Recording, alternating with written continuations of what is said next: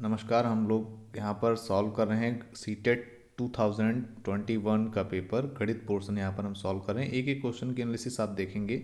तो question number 31 क्या कहता है कि विद्यार्थियों में गणित अधिगम का मूल्यांकन करने के लिए निम्नलिखित में से कौन सी योजना वांछनीय है। तो इस क्वेश्चन का आंसर हम देखेंगे कि इन चार ऑप्शन में से जो सबसे बेस्ट करेक्ट होगा उसी के साथ हम जाएंगे। तो गणितीय शब्द संग्रह का विकास मूल्यांकन का आधार नहीं होता चाहिए, तो ये नहीं सही है।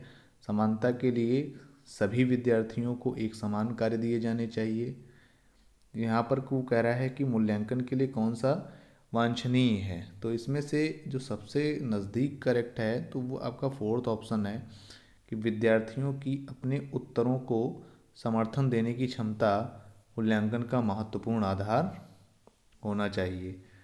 नेक्स्ट क्वेश्चन देखते हैं कि एक आकृति का त्रिभुज होने के लिए शर्त कि वह तीन रेखाखंडों का सम्मिलन हो।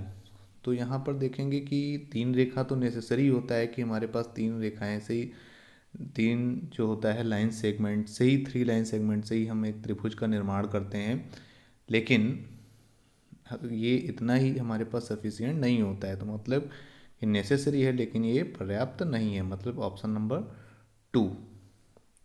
नेक्स्ट क्वेश्चन पे चलते हैं कि यहाँ से हम ऑप्शन पर भी फोकस करेंगे, जैसा हम लोग प्रीवियस क्वेश्चन पे डिस्कस हम कर चुके हैं कि वो कहता है कि ए कह रहा है कि एक यदि ए एन एक सम है तो एन स्क्वायर भी सम होगा, और फिर कहता है कि यदि एन स्क्वायर सम नहीं है तो एन सम नहीं है, और फिर कहता है कि एन स्क्वायर सम है तो एन भी सम होगा।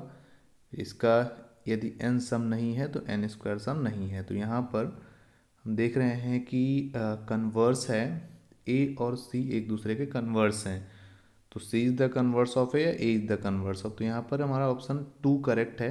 ए डायरेक्ट सीधा सीधा लिखा हुआ है, तो 2AC जो है ए का विलोम है, मतलब कहने का है कि C is converse of A.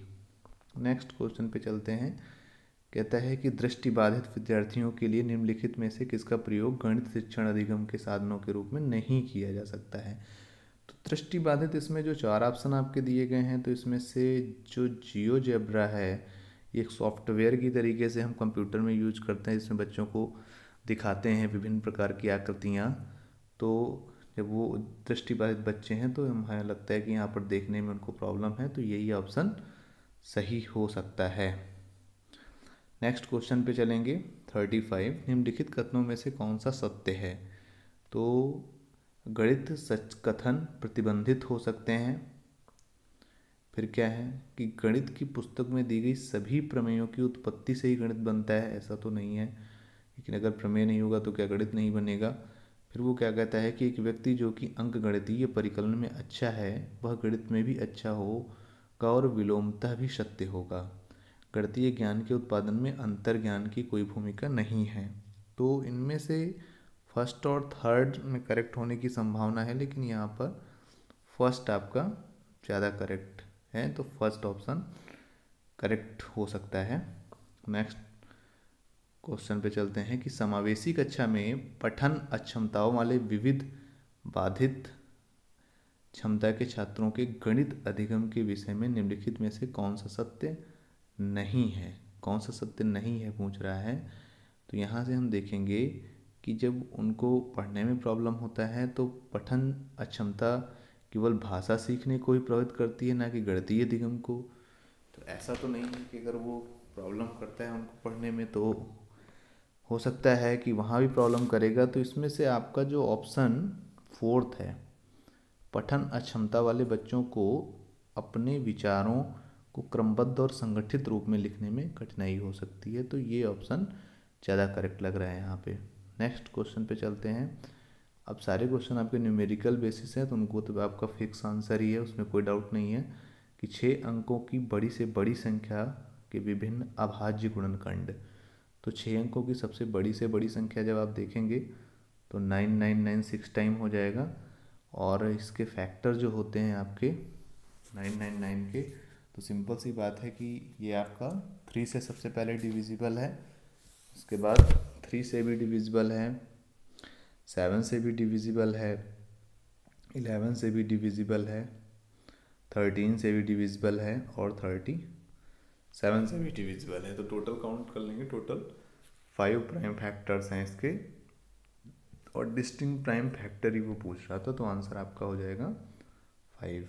Next question पे चलते हैं कि यदि 8 अंकीय संख्या जो यहाँ पर दी गई है इसको 88 से डिवाइड करने पर, तो आपका ये क्वेश्चन जो था थोड़ा सा लेंदी है क्यों, लेकिन आप अगर ये 88 से डिवाइड हो रहा है तो ये 11 से भी डिवाइड होगा और आप इसको 11 से सिंपल वे में डिवाइड करेंगे तो आपका आंसर जो आ जाएगा तो आ जाएगा 117940912। तो आपको यहाँ से इसको डिवाइड करेंगे तो यहाँ से 4 और यहाँ पे 2, तो 4 - 2 करेंगे तो आंसर आपका आ जाएगा 2 और ये संख्या जो है आपका 88 से डिवाइड भी हो जाएगी, तो आंसर हो गया आपका 2। नेक्स्ट क्वेश्चन देखते हैं कि 39 क्या कहता है कि मान लीजिए कि a इज इक्वल टू 11/13 है, b इज इक्वल टू 13/14 है और c इज इक्वल टू 15/17 है। तीन भिन्न दिए गए हैं, निम्न में से कौन सा सत्य है।